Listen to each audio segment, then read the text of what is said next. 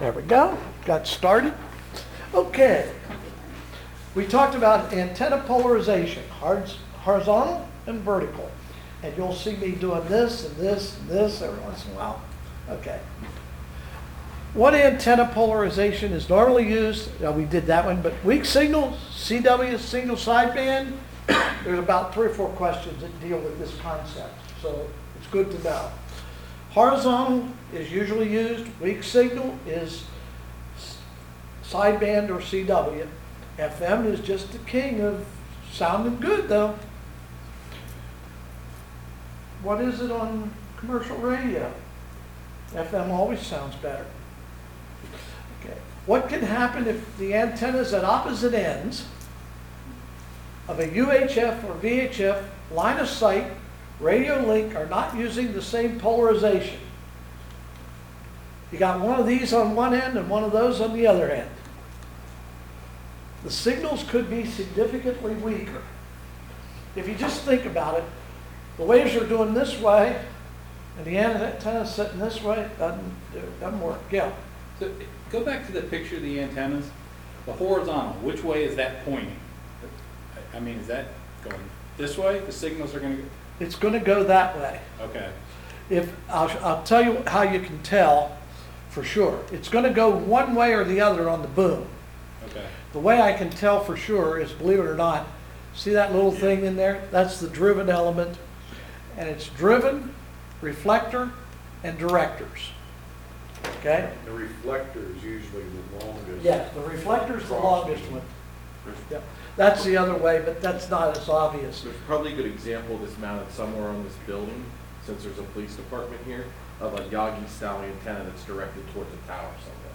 Believe it or not, we don't have one of those. Are you serious? Yeah, this building was built in 98, and it was all, it was all when it started running. Kind of Surprised. The old building did. You gotta realize he's from one of the more backward counties. Not just kidding. You knew I was gonna do something, didn't you? Well, I built a building 10 years ago, it's a fire station, it has one on it. Yeah. It depends on what the communication Yeah. there, right? Yeah, and those can be turned vertical. But then the other end has to be vertical also. And that's typically done, by the way, if it's FM. When using a directional antenna, how might your station be able to access a distant repeater if buildings or obstructions are blocking the direct line of sight path? If you have a building, or I refer to them as a dung hill, a hill that sort of sits in front of you, you can find a path that reflects the signals to the repeater. I have actually had that situation, pointed the antenna over here and found something, who knows what, that the signal would bounce off of and go around the thing. It's crazy. By the way, I carry a directional antenna. It looks like that one, except it's only 4 elements and it's a lot smaller. But I carry one of those in the car. And elements screw in.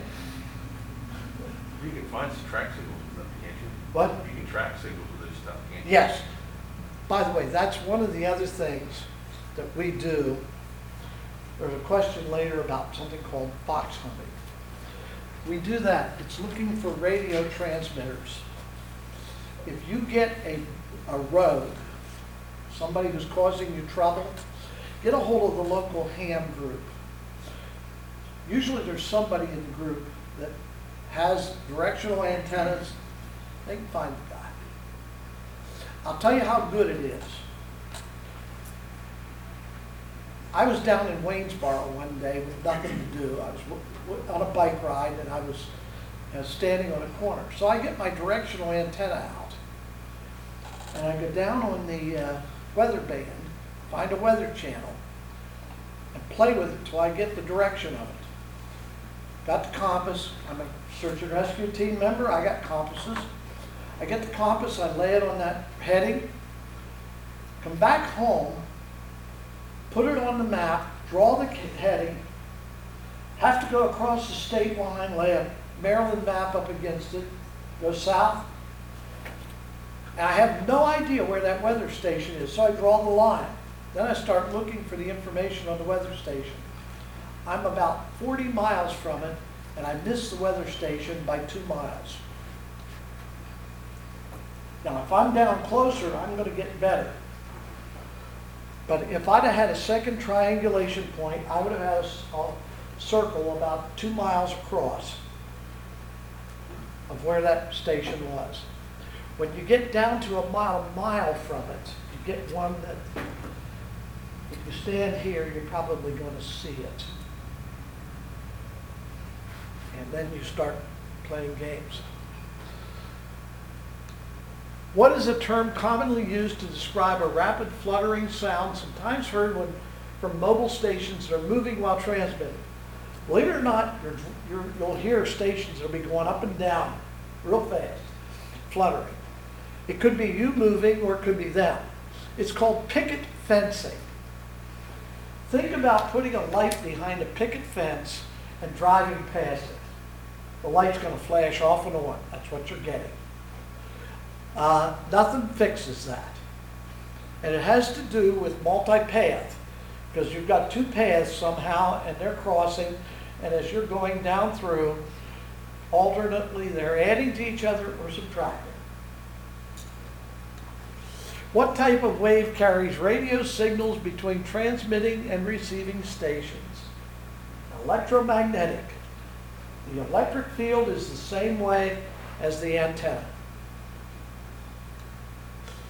Which of the following is likely to cause irregular fading of signals received by ionospheric reflection? Okay, 2 meters, 70 centimeters. For the most part, when you transmit them, they go out straight, and eventually they go out into space. They're gone. Because as the Earth curves away, it keeps going. But when you get down to 40 and 80 meters and 20 meters, 3 to 30 megahertz, they go up and they hit this magical layer called the ionosphere. And they come back. And the CBers called it skip. Okay? It skips in. Okay? Because in this area, they may or may not hear you. But in Europe, they may. We used to get Dade County Animal Control on our old low bands. Yes, okay. I'll address that in a minute. But yeah, this is somewhat of a problem that happens. Okay? But as it's bouncing off the ionosphere, it may bounce 6 different ways and get to you. And if those paths change, and they do, not just moment to moment, but second to second, they change. The ionosphere is a moving, live, whatever you want to call it. If they arrive at different paths, the one time the path will be adding, like we were talking about terrestrially, the next time they could be subtracting. So you get random combining of signals arriving via different paths. The reason the low band FM used to do that, the low band, the 30 to 50 megahertz, right now, the maximum frequency that will hit that ionosphere and come back, and I hate to tell you what it is because I'm probably wrong, but it's going to be down in the 7 megahertz area. Anything above that's going right on through. It might get up to 14. In the area of the sunspot cycle we're in now, it's going, anything above 14 is going out. As the sunspot cycle hits a peak, that frequency keeps going up. Now, it's up and down, but the trend is up. When you hit a certain point, it'll go past 50 megahertz. And at that point, anybody who's listening to the low band VHF public service, you're going to hear all kinds of strange things from all over the place. Okay? Particularly those who were running power that was a little more than what they were supposed to. But we won't talk about that. The other thing that happens is that in the peak of the sunspot cycle, it will get up as high as 200, which means it goes above the 2-meter band. But what else does it go above? Does anybody know what aircraft runs? It's 112 through 127 or something like that. Can you imagine an aircraft sitting on the ground, flight number 743 in Dallas, Texas, and it takes a skip, and flight 734 sitting on the end of the runway at LaGuardia gets the word, 743, you are cleared to roll. And the guy says, tower operator must have just read that wrong. Realistically, we had some near misses like that back in the 60s. Okay?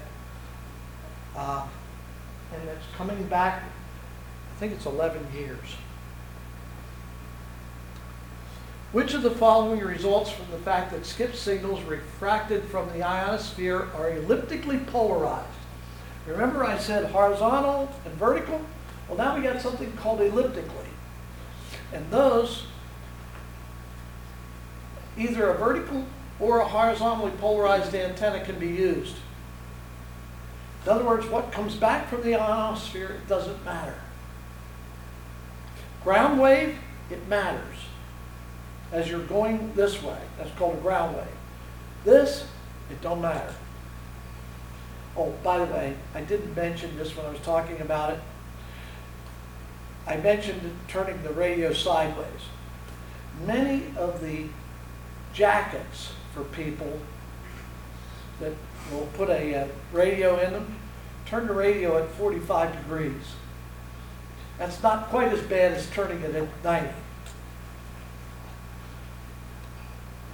What may occur if data signals arrive via multipaths? The word is data. What happens to data whenever you get bad signals? The error rates increase. You get more and more errors. When I'm doing PSK 31, clean signal, it's beautiful. You get the signal, it gets a little mushy, and you'll see words every once in a while spelled wrong. Reason is data errors.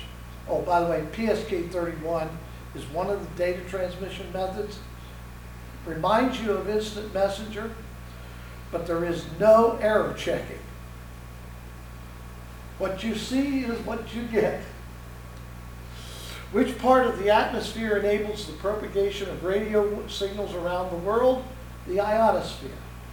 Now, as we've just said ionosphere, we're going to now go into talking about 5 or 6 other methods that you can get longer distances. How might fog and light rain affect radio range on the 10-meter and 6-meter bands? Fog and light rain will have little effect on those bands. Fog, a lot of people think, foggy day, rain. No, 6 meters and 10, essentially no difference. 2 meters is essentially no difference. 70 centimeters, we start to get a little. Okay. As we go up further, you get into the microwave area. Heavy rain will totally shut down the microwave beam. What weather conditions would increase range at what weather conditions would decrease range at microwave frequencies? Precipitation, rain. Light rain, maybe a little bit of flutter. Heavy rain, you're done. Is that what happens with my DirecTV system whenever it starts raining? DirecTV is in the microwaves, yes. Yeah, so- Okay, yeah. So that's probably in my perspective. Uh-huh. Yeah. Do you guys still, if you have direct, do you still have a problem at the equinox? I haven't noticed Okay. At the equinoxes, the sun would get into the picture with into the beam of the thing, and it would wipes them out at one time. 3B. What are radio waves? They are electromagnetic, which means they are electric, and they're magnetic. They travel at the light speed, 300 million meters per second. Please blot out of your mind 186. That is a detractor on several questions in the test. If they're asking about light speed or radio speed, it's definitely not the 186. Electric and magnetic fields change in direction at the rate called frequency. The length of each wave is 300 million meters divided by frequency. And the wavelength determines the properties. Will they pass through buildings or will they bounce off the ionosphere? If we are in this building with an 80-meter transmitter, with an 80-meter antenna inside the building, there's going to be next to none of it getting outside. If we are on a 70-centimeter radio, some of it will get through the windows and the doors because the wavelength is much shorter. Think about how much of a hole is in those windows. A 70-centimeter wave is about that. Yeah, it goes through there. What is the name for the distance a radio wave travels during one complete cycle? Remember the peaks on the moving thing? It's the wavelength, from peak to peak, or from valley to valley, or from crossover to crossover. What property of a radio wave is used to describe its polarization, the orientation of the electric field? Antenna horizontal, horizontal. Antenna vertical, vertical. What are the two components of a radio wave? Electric and magnetic fields. It is not AC and DC. I have actually gotten that answer on. Okay. How fast does a radio wave travel through free space? At the speed of light. How does the wavelength of a radio wave relate to its frequency? The wavelength gets shorter as the frequency increases. Think about it. 10 meters is 30 megahertz. 300 megahertz is 1 meter. As we go up, it gets shorter. What is the formula for converting frequency to approximate wavelength in meters? Wavelength in meters equals 300 divided by the frequency in megahertz. Now, I'm going to give you something. You may want to write this down. F is equal to 300 over W. That's one formula. There's going to be about 4 formulas that I'm going to give you over the next 2 days. The second one is W is equal to 300 divided by F. Now, I'm going to tell you something that you're allowed to do legally and morally. I will not give you something that's wrong. When you get your test booklet and paper, as soon as they say start the test, before you do anything else, write down those 2 formulas. Because what will happen is you hit one of those, you will second guess yourself to death. As long as you write it after you are allowed to start the test, you can write the 6 chapters of War and Peace on that paper if you want to, okay? The other 2 formulas I'll give you later, but those, okay, I will give you one other thing. Add and subtract. Any answer with the word add and subtract in it is a wrong answer. On some of the questions, have you ever watched Who Wants to Be a Millionaire? There's a what's it called? A lifeline called 50-50. On some of the questions, add and subtract not being valid is a 50-50. Okay? It throws out 2 of the answers. I don't know why they use those as detractors, because they are absolutely awful detractors. They're too easy to program out of the system. What property of radio waves is often used to identify the different frequency bands? The approximate wavelength. We have the 2-meter band, we have the 70-centimeter band, we have the 23-centimeter band. Believe it or not, that's even shorter waves.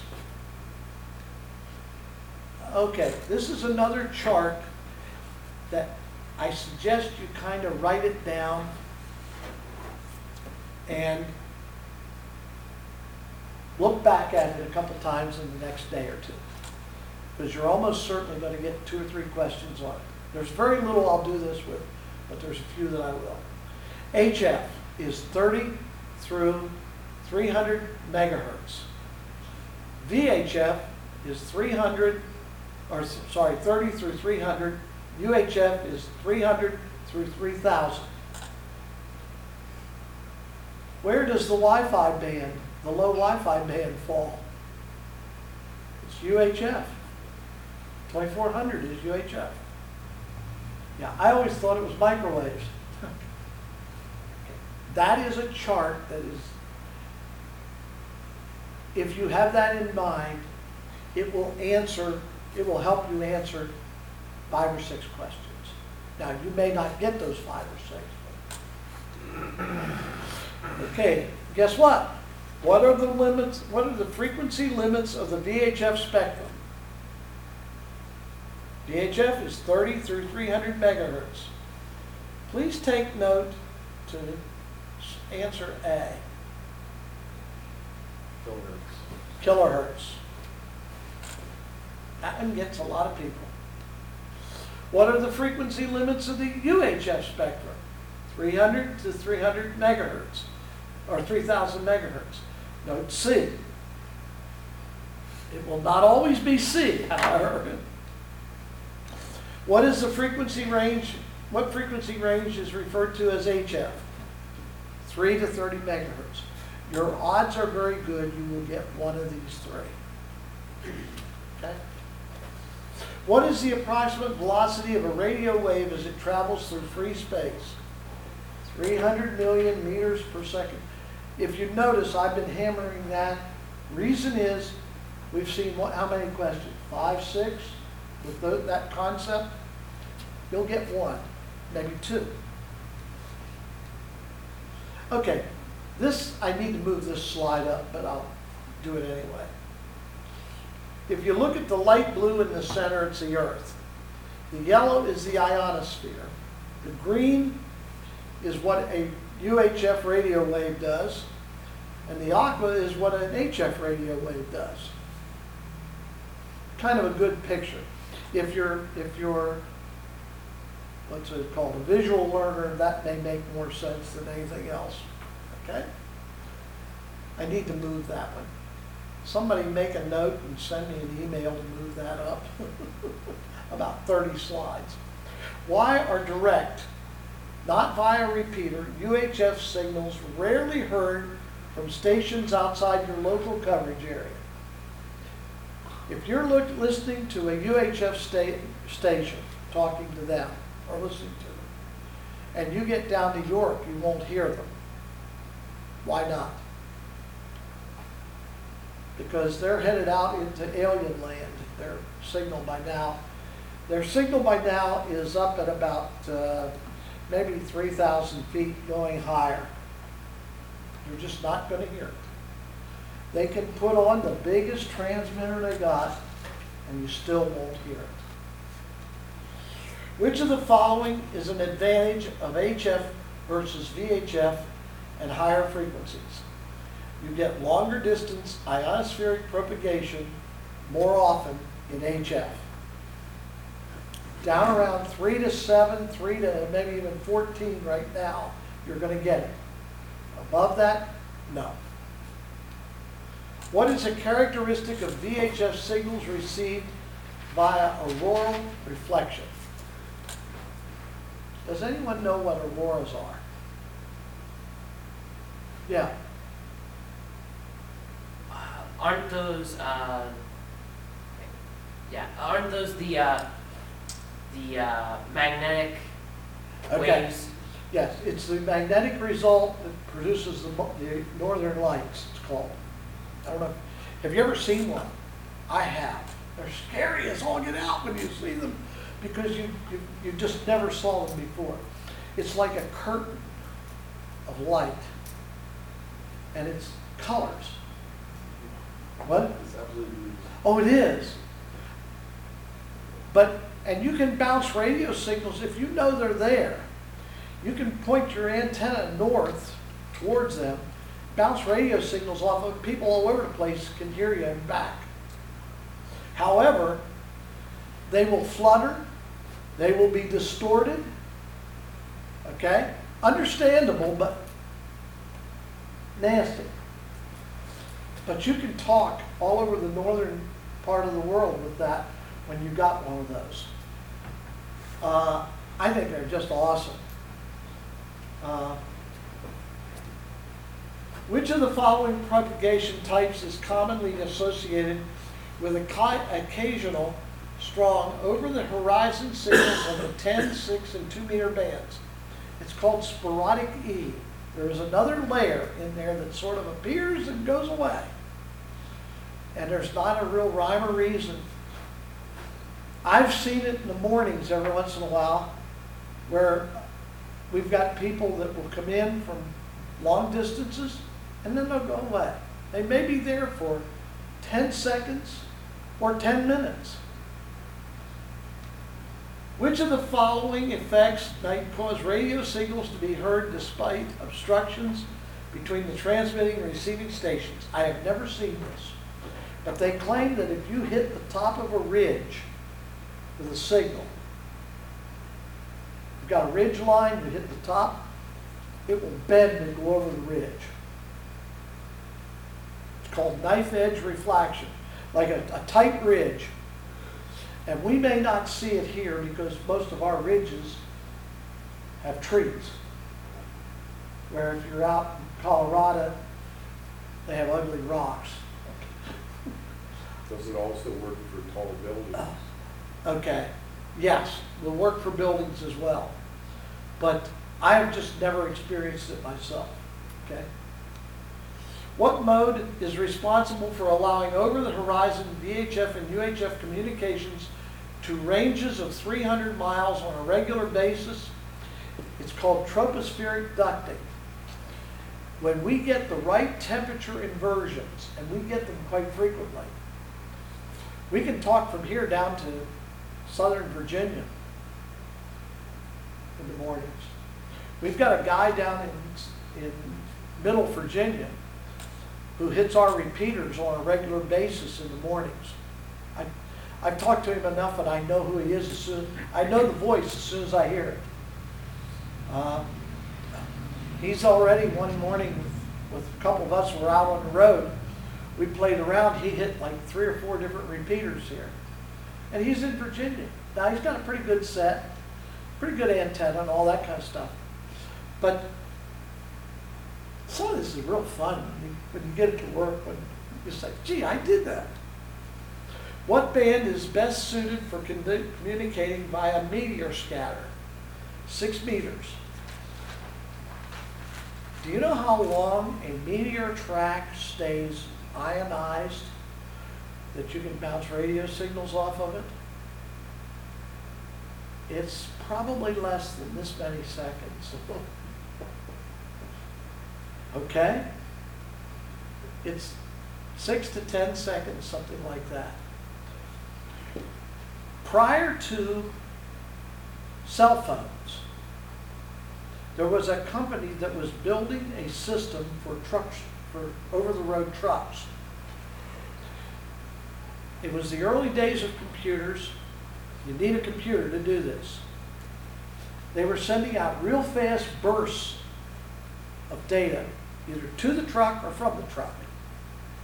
And they had windows that they used, like the first 5 minutes of the hour you went one way and the second 5 the other way. You didn't transmit out of your own time. And what they would do is they would keep sending the message to the truck until the truck responded. And eventually, you would hit a meteor that would bounce it right. Okay? It was a communication system that worked. It was only something like 100 characters. But you can put a lot in 100 characters. Even if what you put in the 100 characters is stop, get on the phone and calls. Okay? But it was operating just below the 6 meter band, somewhere around 146 versus 150. And what killed it was cellular. But it was a beautiful system. Several of the large over-the-road systems had it. We now have a digital method called, actually there's two of them, but one of them is called FT8. It utilizes this. Guys are making contacts all over the place with 6 meters on that. I gotta get my 6 meter beam back up. What causes tropospheric ducting? Temperature inversions in the atmosphere. That's that guy in Virginia, tropospheric ducting. What is generally the best time for long distance 10 meter band propagation by the F layer? There is an F layer, not just the ionosphere.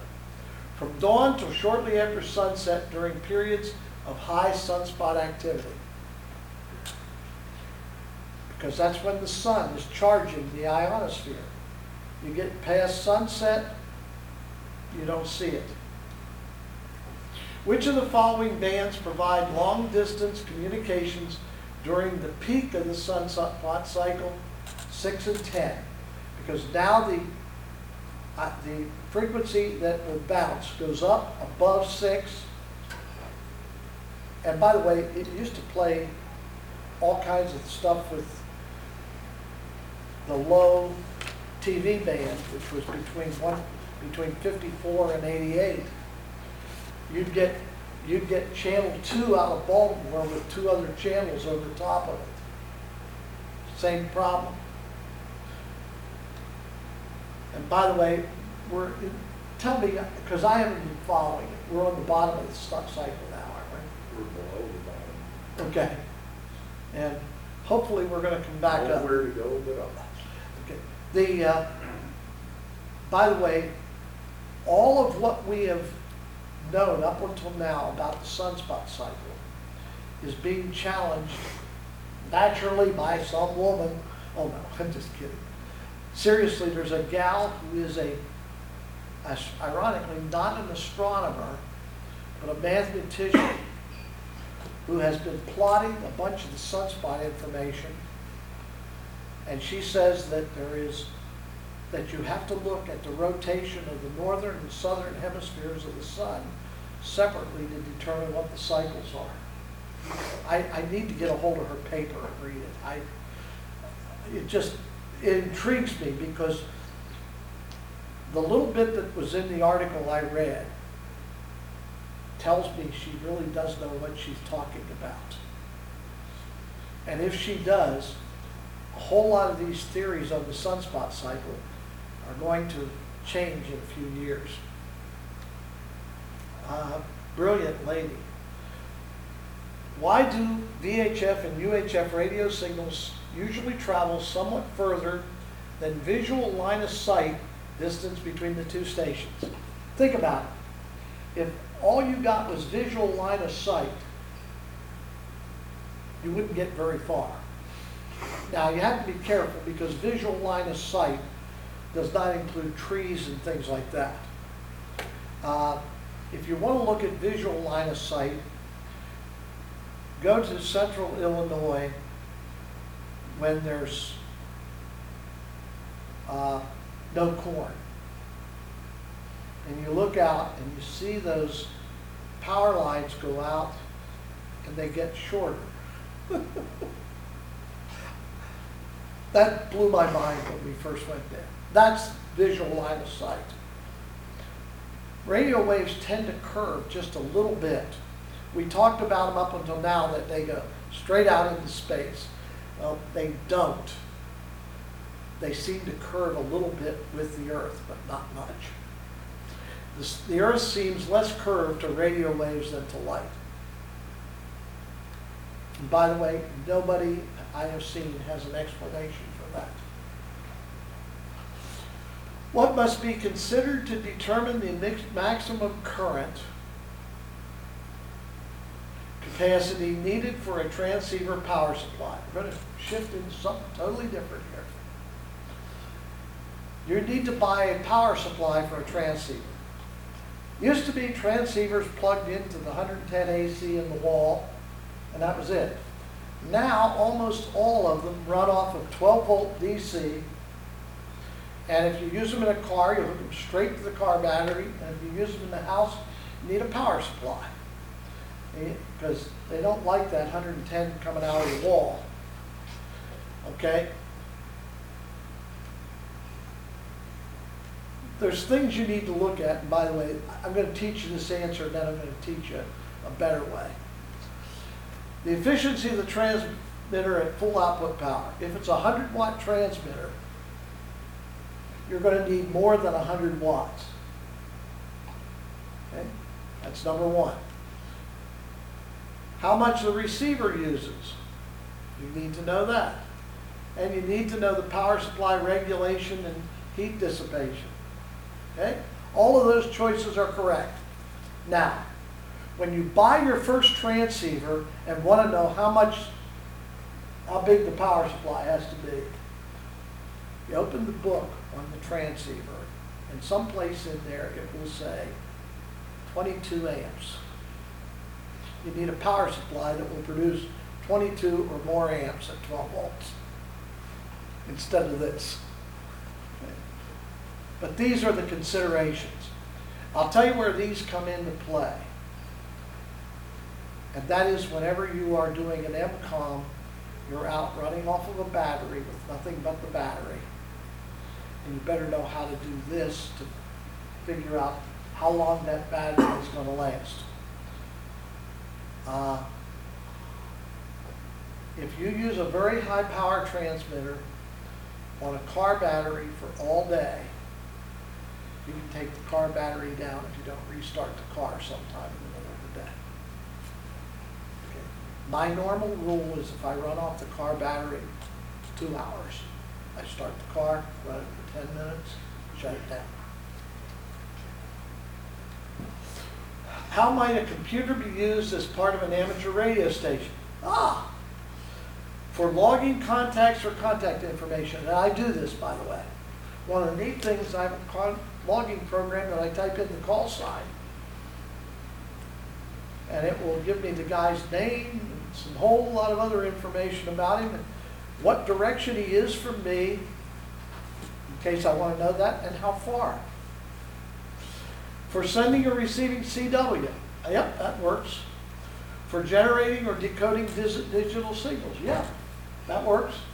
So all of those are correct. I bought a software suite from a guy in Virginia. It's got about 15 programs in it. I think I paid $25 for it. And it's had every piece of programming practically I've wanted.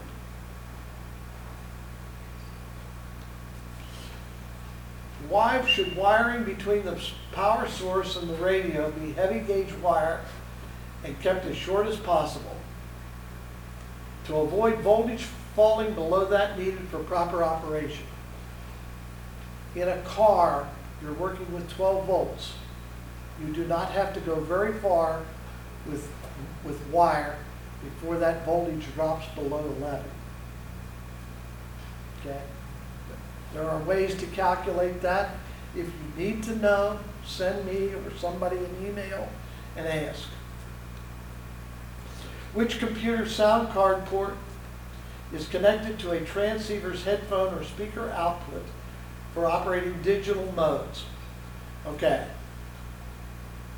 The computer sound port is connected to the speaker output. When you run digital, you take the sound signal from the radio, put it into the microphone on your PC. You take the speaker output of the PC and you put it into the microphone on the radio. You take the sound from the PC, feed it to the radio. Now you also have to tell it when to transmit. And you take the sound from the radio, put it into the PC, and that does the decode. The sound card port connected to the transceiver's headphones or speaker output is connected to the microphone or line input. Line input is a different level input. What is the proper location? I'll tell you what, an easy way to remember this.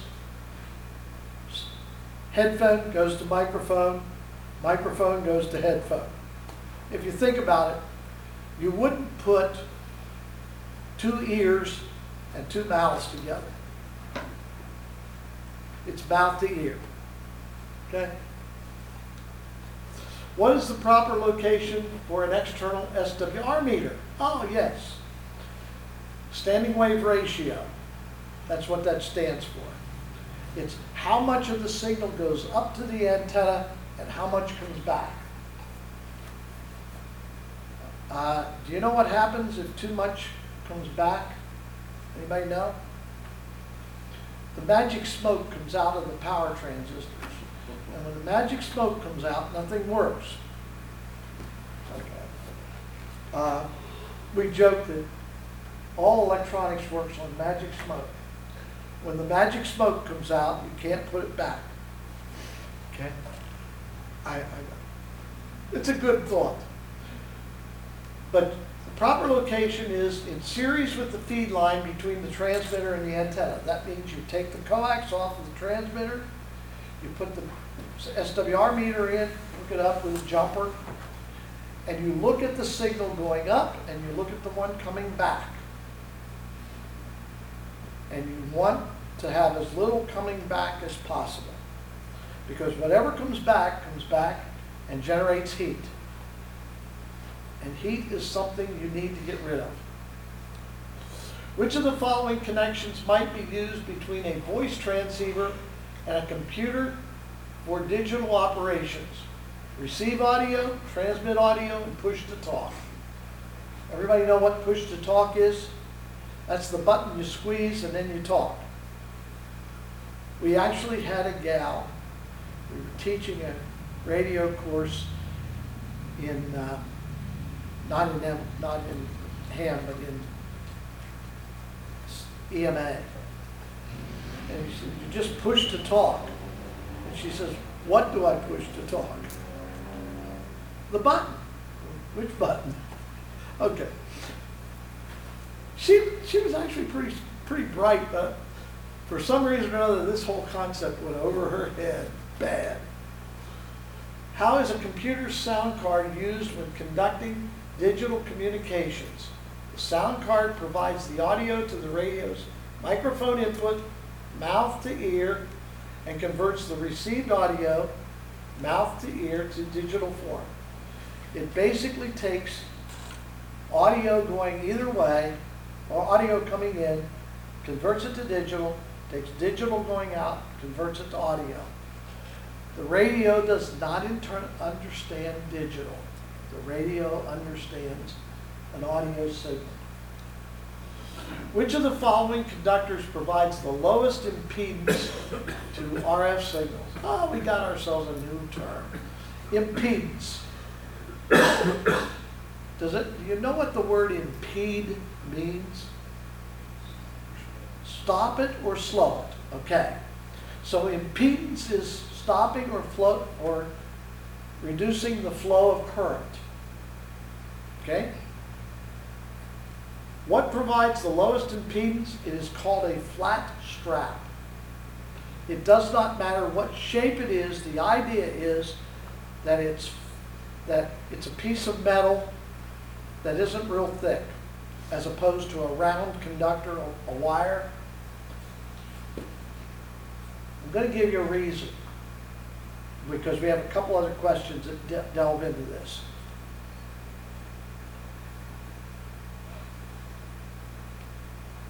RF, radio frequency signal, actually all AC, flows on the surface of the wire. If it went down my arm, it would flow on the skin, not inside. That's why when you get a burn from RF, it's the skin that burns. Only if it's horrible does it get inside deep. Okay. If I have a wire, this is the surface, and I've got all of this metal. If I take that wire and bend it and flatten it, I've got much more surface. That's the surface area where the RF flows. That's why the flat strap is preferred. Okay. It's also good for lightning protection because lightning has some of the same attributes. When you have direct current as opposed to alternating current or RF, it flows through the whole conductor. But RF and AC, as the frequency goes up, it actually gets closer to the skin. It's the actual term is skin effect.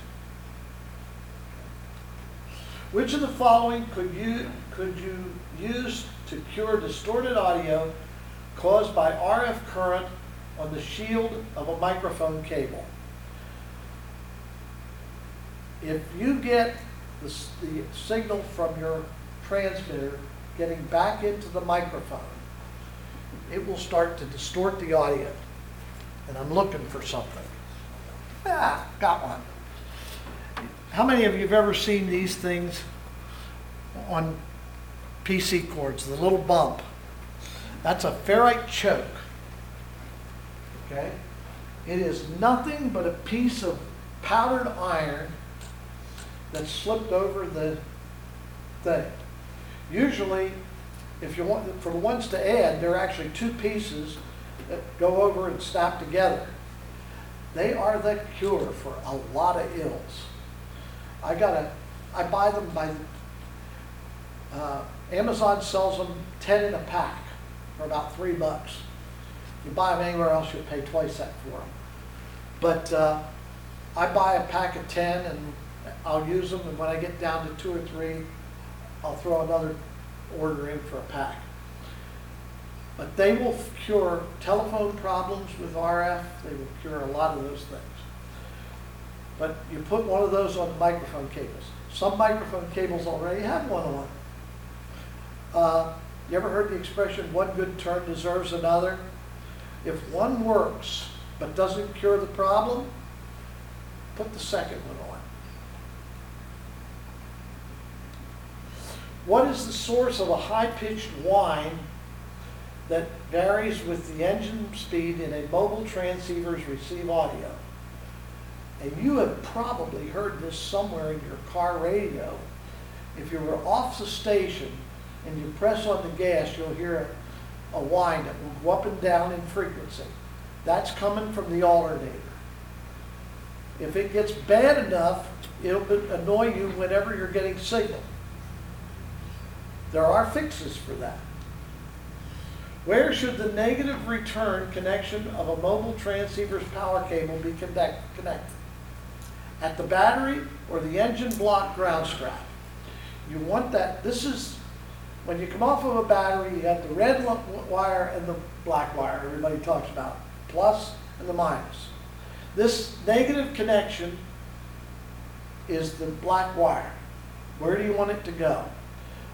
To someplace that's solid. I see people every once in a while grounding them to almost anything else. And the transceiver will get 11 volts, not 12. Now, if you get 1.5 cups of coffee in the morning instead of 2, how do you function? I know me, it's not good. What may happen if a transmitter is operated with the microphone gain set too high? Many of the transceivers have a thing for adjusting the volume on the microphone. Microphone gain, it's called. If you set it too high, you'll distort it. If you've heard a PA system where somebody had the volume up too far, it distorts, okay? That's what it will sound like. The output signal will become distorted. On FM, if you get it too high, it may actually clip your voice, okay? But now, most people will tell you, my transmitter doesn't have an a microphone gain. Most of the newer ones do not have a knob that is a microphone gain. Most of the newer ones have a computer. To err is human, to really foul things up, you need a computer. No. Okay? Seriously.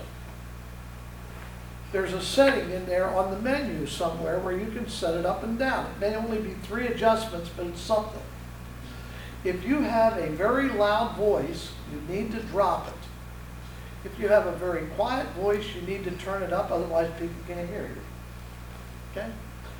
One of the things that I encourage a new ham to do is talk to somebody on the air for a few minutes and then say, how do I sound? How's my audio?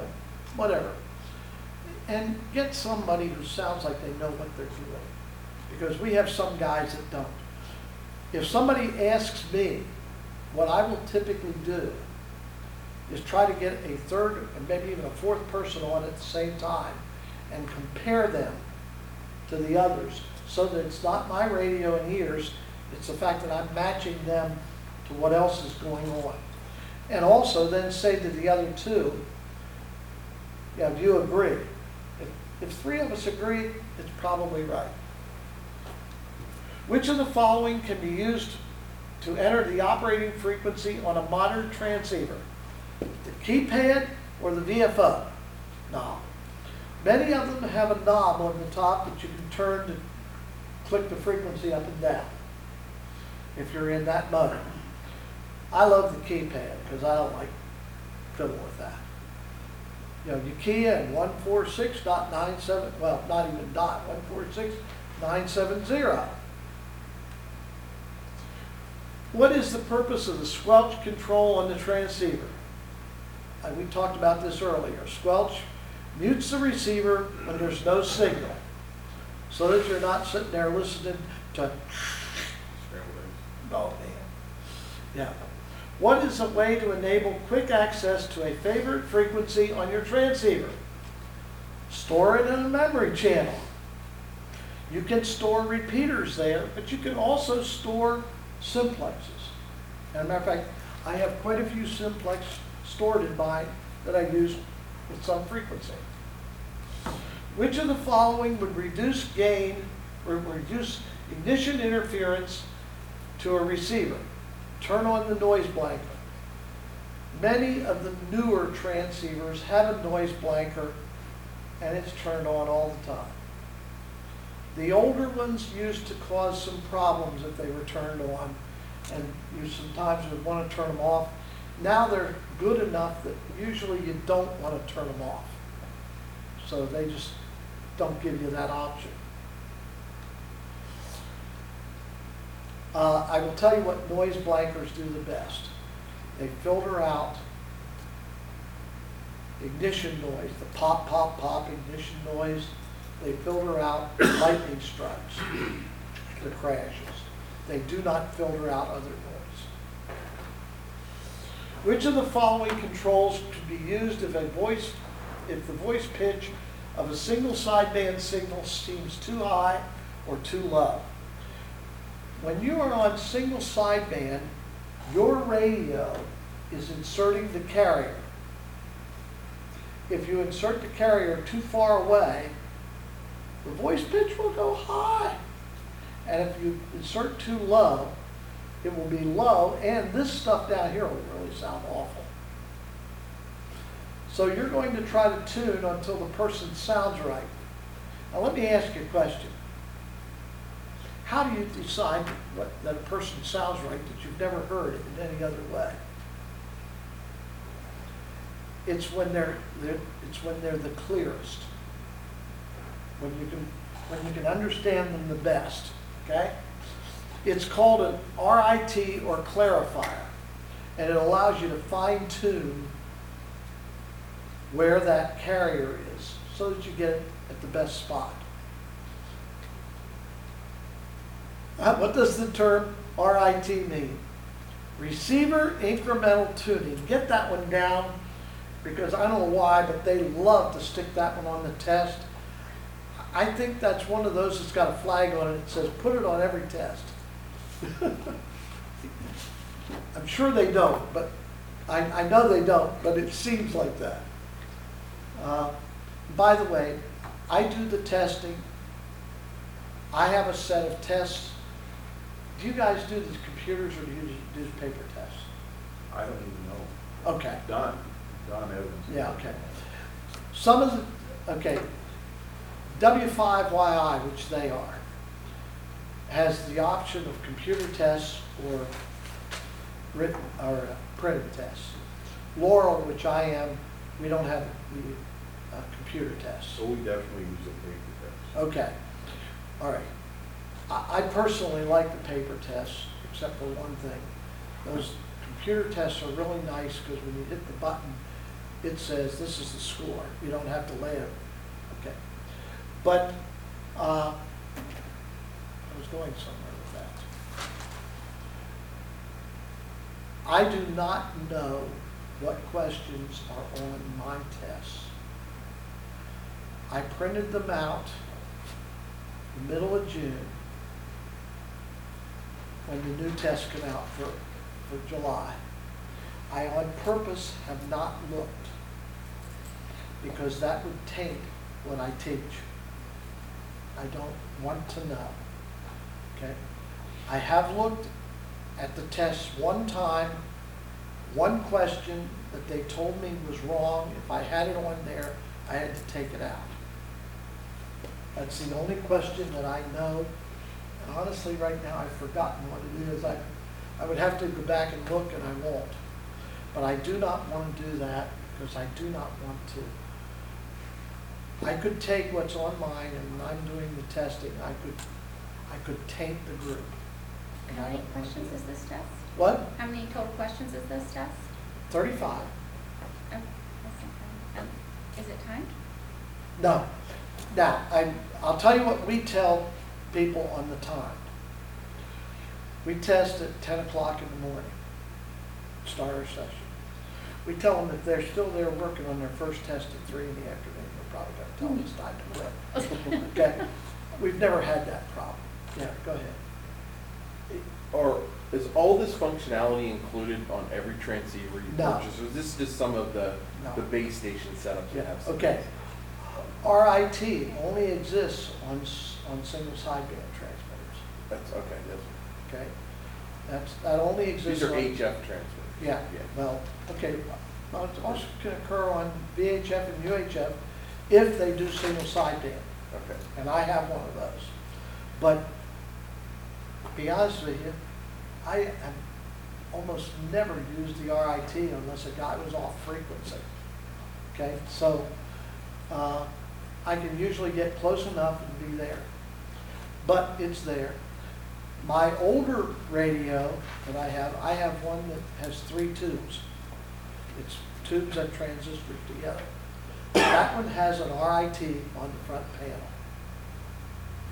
It's also got some other controls that nobody else has on the front panel.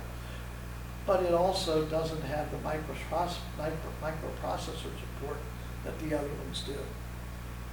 But I'll also tell you this. It's 110 watts, 120 roughly.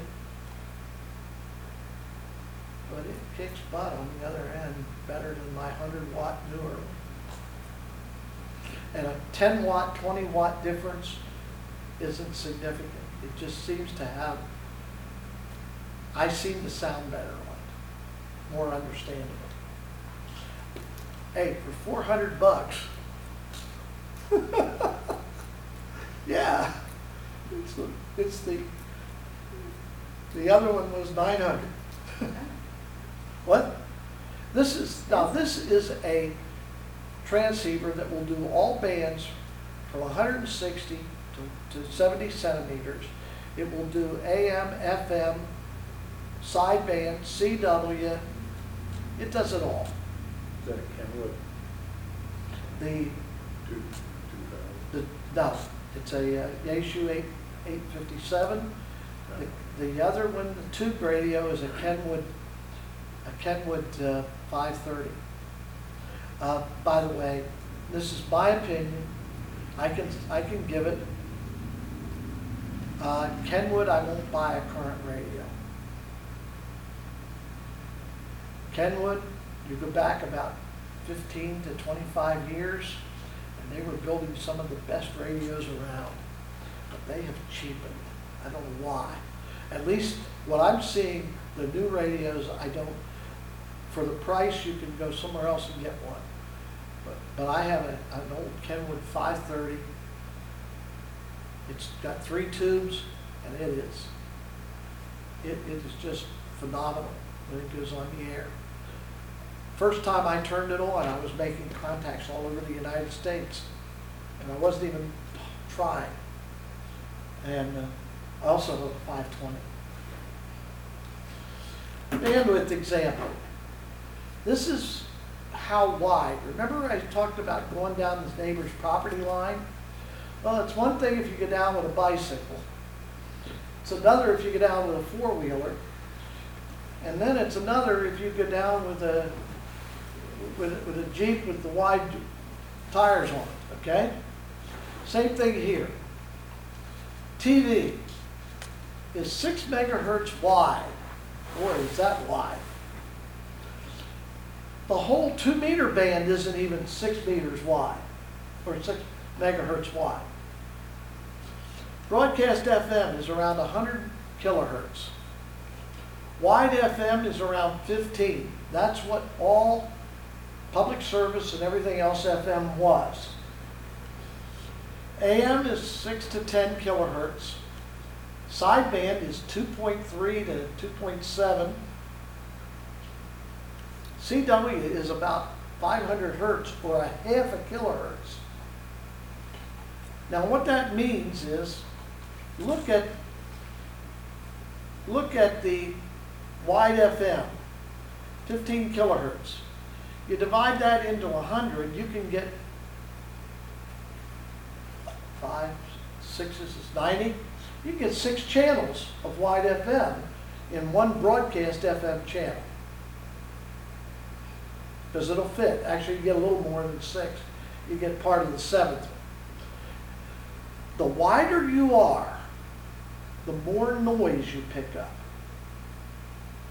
As a matter of fact, if you double the width, you double the noise. Quadruple the width, you quadruple the noise. This is one of the reasons why TV had to use such horrible power to get a good signal, is because they had to have so much power to override that 6 megahertz of noise. Now, actually, it wasn't all there, but let's use it as. Broadcast FM has to be higher power because your radio's looking at 100 kilohertz. It's getting 100 kilohertz of noise. You get down to AM, the radio can be 10 kilohertz wide, 1/10 the noise. Okay? Wider takes up spectrum space. You can get less channels. And it also brings more noise into this system. When I was on 6 meters running AM, I had a filter that cut off at 6 kilohertz and nothing outside of that come in. Well, not quite, but next to it. Single sideband, look at this. You're getting way, way less noise. Now, admittedly, CW is down here. But single sideband was a big advance. And by the way, it came about around 1960. Which of the following is an appropriate receive filter bandwidth for minimizing noise and interference for a single sideband reception? Okay, let's go back here. We said sideband is 2.3 to 2.7 kilohertz. They gave it in hertz. Okay, what is 2.3? Oops. What is 2.3 to 2.7 kilohertz In hertz, in hertz? 2300 to 2700. 2300 to 2700. Go to this question. What's the appropriate filter width for sideband? 2400. That sits in the middle of 23 to 27.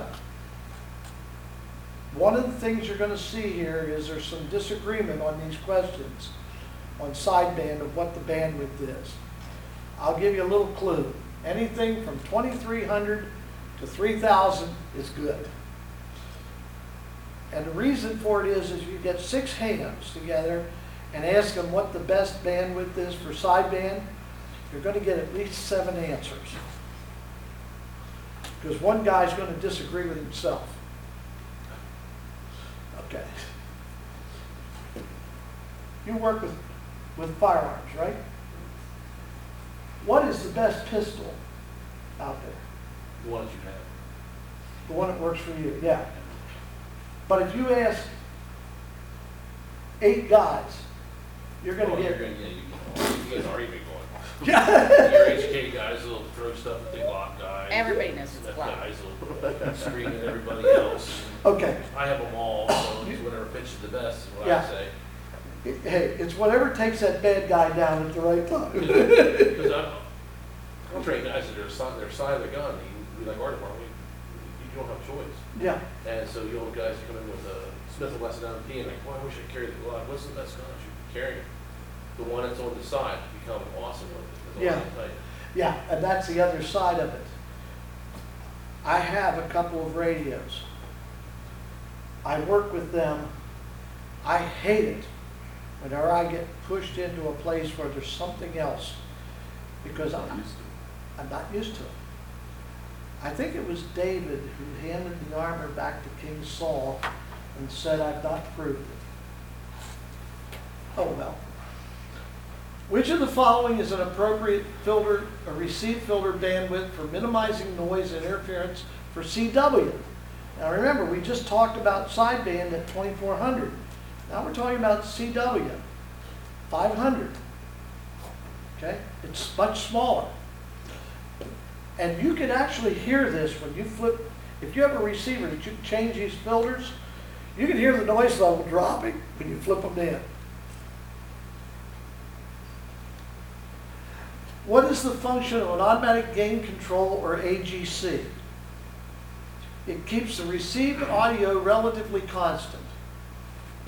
Do you know that your car radio has one of these? It just doesn't have a switch to turn it off and on. And the reason it doesn't is because if it didn't, when you were going down the road listening to the radio, you would be sitting there like this, turning the volume up and down, because that signal is going up and down all the time. And what the AGC does is, as the signal goes down, it turns the gain up. And it just keeps playing with it. Does it faster than you would. Now, it does have a thing on it that when it knows a commercial's coming on, it turns it up. No, it doesn't. I'm just kidding. But I'll tell you what, I wouldn't have any trouble convincing anybody of that. Which of the following could be used to remove power line noise or ignition noise?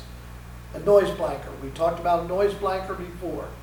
It knocks off peaks so that you don't get popping noises.